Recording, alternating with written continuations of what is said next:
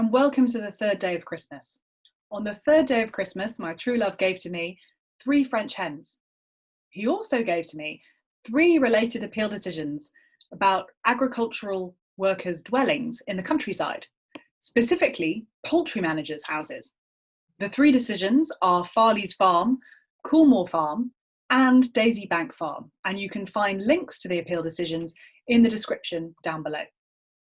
Paragraph 79, NPPF, was engaged because the proposals all concerned isolated homes in the countryside. Paragraph 79 advises that planning policies and decisions should avoid the development of isolated homes in the countryside unless one or more of a list of circumstances applies. For the purposes of these appeals, the relevant set of circumstances was 79A, which refers to circumstances in which there is an essential need for a rural worker to live permanently at or near the place of work in the countryside. So the question for the inspectors was there an essential need for the poultry manager to live permanently at the poultry enterprise to provide animal welfare and security protection? There were several common themes before the various inspectors. The first issue in evidence was the effect, if any, of a delay to the arrival of the poultry manager on site. And the evidence established that when an emergency occurred, there is often a small window of opportunity in which the problem could be resolved before the birds begin to huddle, panic, and suffocate. The suggestion in one appeal was that this time period can be as little as 5 minutes.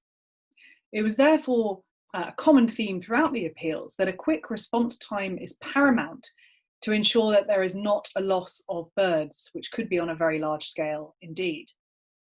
It was suggested that this could only realistically be achieved by having a worker on site to deal with unforeseen circumstances. Another issue which the inspector gave considerable weight to was the risk of theft and the risk of incursion by animal rights activists.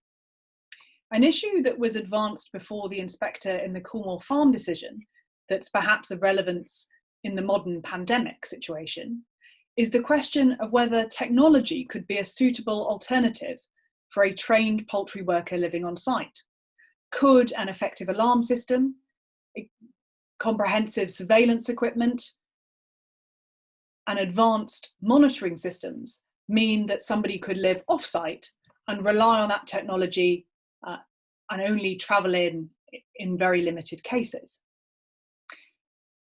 In the Coolmore Farm decision, the inspector was ultimately satisfied that whilst it was clear that some instances could be dealt with by persons off-site with the assistance of advanced technology if necessary, this would not be the case for all events which required action. So the takeaway from these cases is twofold. Firstly, technology is not a complete answer, and there is no real substitute for having a human being living on site able to respond. And secondly, perhaps a conclusion that emerges really out of all appeal decisions, the need for robust evidence and a coherent explanation. In each of these 3 cases, the appellants were successful because they were able to persuade the inspector that it was necessary for a poultry worker, poultry manager, to live permanently at the poultry enterprise, and that this was essential because of issues around delay and the services that they could offer and the need to provide welfare support and respond to security situations promptly. That concludes the third day of Christmas. Thank you very much for joining me, and a Merry Christmas to you.